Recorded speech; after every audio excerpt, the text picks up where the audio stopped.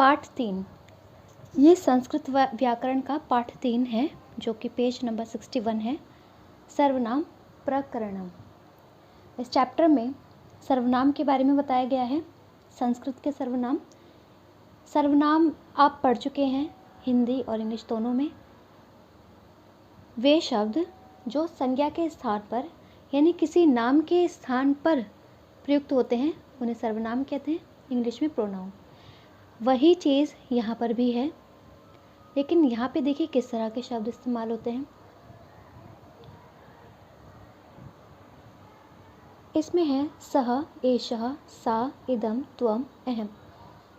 Pulling, स्त्रीलिंग, नपुंसकलिंग, इन तीनों लिंगों में ये सर्वनाम रूप चलते हैं। ठीक है, तो सबसे पहले देखिए प्रथम पुरुष, मध्यम पुरुष, उत्तम पुरुष। इंग्लिश में भी आपने पढ़ा और हिंदी में भी पढ़ा है। First person, second person, third person. इसमें नीचे से चलते हैं। फर्स्ट पर्सन उत्तम पुरुष, सेकंड पर्सन मध्यम पुरुष, थर्ड पर्सन प्रथम पुरुष। यानी इसमें जो फर्स्ट नंबर पे प्रथम पुरुष पर है वो थर्ड पर्सन है, मध्यम पुरुष में जो बीच में लिखा है वो सेकंड पर्सन है, और उत्तम पुरुष जो थर्ड पर लिखा है वो फर्स्ट पर्सन है। इंग्लिश में आपने पढ़ा है फर्स्ट पर्सन बोलने वाला यानी कि मैं, सेकंड पर्सन सुनने वाला यानी कि तुम, और थर्ड पर्सन वो जिसके बारे में कुछ कहा जाए यानी कि वह। तो फर्स्ट पर्सन में मैं, हम और इनके सारे रूप आ जाते हैं। मैं, मेरा, मुझे, मैंने, मुझको, हम, हमारा, ये फर्स्ट पर्सन। सेकंड पर्सन सुनने वाला यानी कि तुम, तुम के सारे रूप, तुम, आप, तुमने, तुम्हारा, तुम्हारी, तुमको, ये सारे। थर्ड पर्सन यानी कि प्रथम पुरुष जिसके बारे में कहा जाए यानी कि वह, कोई थर्ड पर्सन। वह के सारे रूप, स्त्रीलिंग, पुल्लिंग, नपुंसकलिंग, वह, उसने, उसको, उसकी। ठीक है, इस तरह के शब्द आते हैं। तो अब देखिए प्रथम पुरुष, मध्यम पुरुष, उत्तम पुरुष, एक वचन, द्विवचन, बहुवचन। प्रथम पुरुष के लिए कर्ता के रूप में किसी नाम या सर्वनाम का प्रयोग होता है। ठीक है, नाम या सर्वनाम। तो ये पहले भी मैं बता चुकी हूँ। पुल्लिंग में सह, तौ, ते। सह का मतलब होता है वह, लड़के के लिए। जब पुल्लिंग की बात हो रही हो तो एक लड़के के लिए जब आपको वह कहना है तो आप कहेंगे सह, दो लड़कों के लिए तौ, और दो से अधिक के लिए ते। सेम यही चीज़ है, बस लिंग का डिफरेंस है। स्त्रीलिंग में यूज़ यही चीज़ें होंगी, तो सा, ते, ता। ये एक लड़की के लिए, दो लड़की के लिए, दो से ज़्यादा लड़कियों के लिए। और यही चीज़ नपुंसकलिंग में कहनी हो तो तत्, ते, तानि। मध्यम पुरुष में यूज़ होता है तुम के सारे रूप।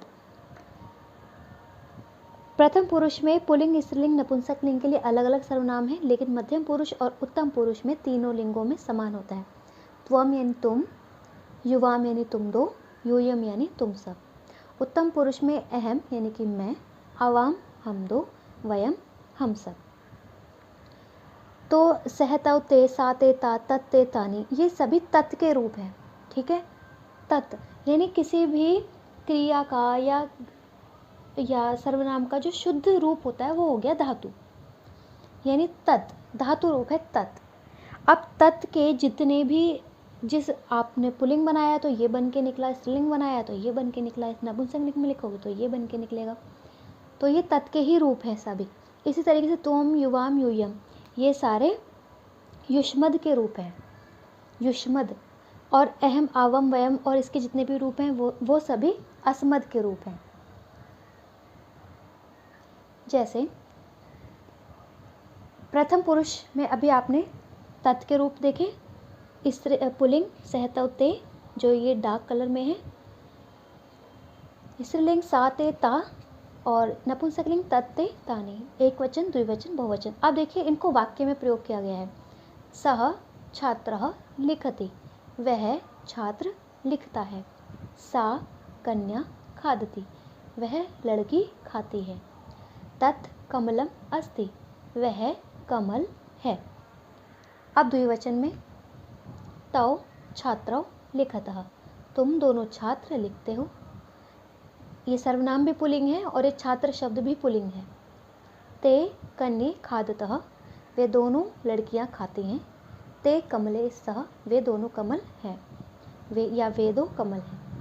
ते छात्राः लिखन्ति, वे सब छात्र लिखते हैं। ताः कन्याः खादन्ति, वे सब लड़कियां खाती हैं। तानि कमलानि सन्ति, वे सब कमल हैं। अब मध्यम पुरुष में त्वम लेखम लिखसि, तुम लेख लिखते हो। युवाम लेखम लिखतः, तुम दोनों लेख लिखते हो। यूयम लेखम लेखत, तुम सब लेख लिखते हो। अहम के रूप में अहम देवालयम गच्छामि, मैं देवालय जाता हूँ या मैं मंदिर जाता हूँ। आवाम देवालयम गच्छावै, हम दोनों मंदिर जाते हैं। वयम देवालयम गच्छामि, हम सभी देवालय जाते हैं। तो अब देखिए कि यहाँ पे आप क्रिया को भी देखिए साथ के साथ। इसमें लिखति और इसमें लिखसी, और इसमें अगर आता गच्छामी, जिस तरीके से गच्छामी है उसी तरीके से लिख के रूप होंगे तो यहाँ पे आएगा लिखामी। तो लिखति लिखतः लिखन्ति, लिखसी लिखतः लिखत, लिखामी लिखावा लिखामः। इसमें यहाँ पर मिस्टेक दी गई है, यहाँ पर लिखत आना चाहिए, ई की मात्रा आएगी, ए की मात्रा नहीं आएगी। ठीक है, तो ये रूप भी इसी तरीके से चलते हैं। अगर आपको प्रथम पुरुष का, ये देखिए इससे पहले भी मैं वीडियोस में आपको बता चुकी हूँ। ये देखिए जब आप प्रथम पुरुष का एक वचन यूज़ करते हैं तो क्रिया इस तरीके से लिखी जाएगी, लिखति पिबती। वही चीज़ द्विवचन में यूज़ हुई तो जिस तरीके से यहाँ लिखा है पिबतः लिखतः, पिबन्ति लिखन्ति। जब मध्यम पुरुष में यूज़ करना है तो जैसे पिबसी लिखसी, सेम इस तरीके से लिखा जाएगा, पिबतः लिखतः, पिबत लिखत। इसी तरीके से पिबामी लिखामी, पिबावह लिखावह, पिबामह लिखामह। ठीक है, इसी तरीके से यूज़ होता है। यानी कि अगर आपको लिखना है मैं लिखता हूँ तो मैं किस में आएगा, उत्तम पुरुष में। मैं के लिए आप लिखेंगे अहम, और लिखने के लिए लिखामी। यानी इन 9 शब्दों में से आप चूज़ करेंगे ये वाला, क्योंकि आप यूज़ कर रहे हैं उत्तम पुरुष का एक वचन। उत्तम पुरुष के एक वचन में अहम, और क्रिया में लिखामी, पिबामी, गच्छामी, क्रीडामी, इस तरीके से लिखा जाता है। अब देखिए सर्वनाम के शब्द रूप। सबसे पहले अस्मद, मैं या हम, आई वी। कारक चिन्ह भी इनके साथ ही लगाए गए हैं। कारक चिन्ह भी आपको पहले ही बताया गया है। कारक चिन्ह अगर आप याद कर लेंगे, जैसे फर्स्ट होता है कर्ता, कर्ता में कोई चिन्ह नहीं होता या फिर ने का चिन्ह होता है। यानी कि अगर अहम लिखा है तो अहम का मतलब मैं भी होगा, मैं या मैंने। माम मुझको, क्योंकि यहाँ पे कर्ता का कर्म का कारक चिन्ह होता है को, मुझको।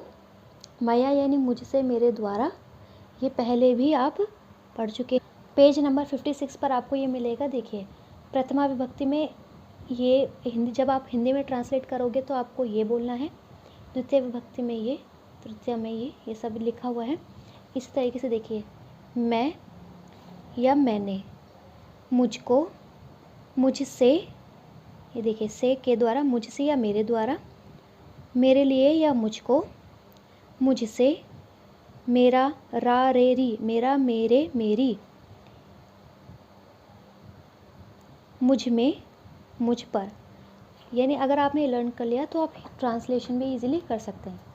तो अहम आवाम वयम, माम आवाम अस्मान, मया आवाभ्याम अस्माभिः, मह्यम आवाभ्याम अस्मभ्यम, मत आवाभ्याम अस्मत्, मम आवयोः अस्माकं, मयि आवयोः अस्मासु।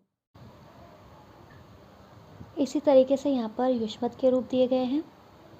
त्वम युवाम यूयम, त्वाम युवाम युष्मान, त्वया युवाभ्याम युष्माभिः, तुभ्यम, ये यहाँ पर ऊपर दिया हुआ है, युवाभ्याम युष्मभ्यम, त्वत् युवाभ्याम युष्मत्, तव युवयोः युष्माकं, त्वयि युवयोः युष्मासु।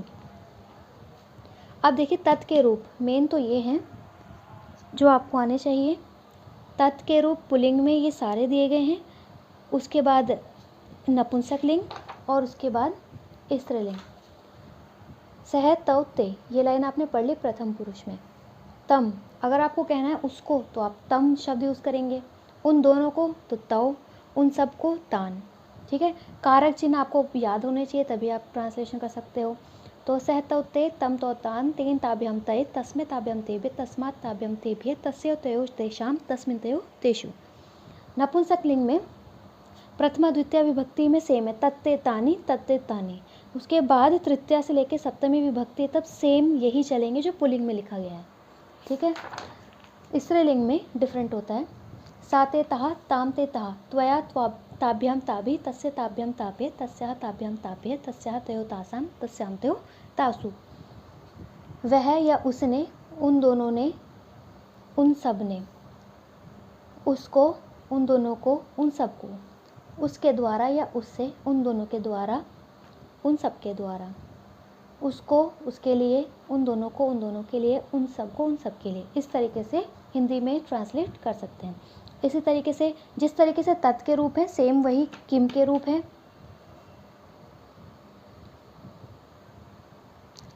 उसके बाद है यत, यानी कि जो, विच, सेम वही है। तत् के रूप, किम के रूप, यत के रूप बिल्कुल सेम है। अगर आपको तत् के रूप याद हो गए तो आप किम के रूप भी इजीली लर्न करने की ज़रूरत नहीं है, बस एक बार पढ़ना पड़ेगा। यत के रूप भी सेम वैसे ही है।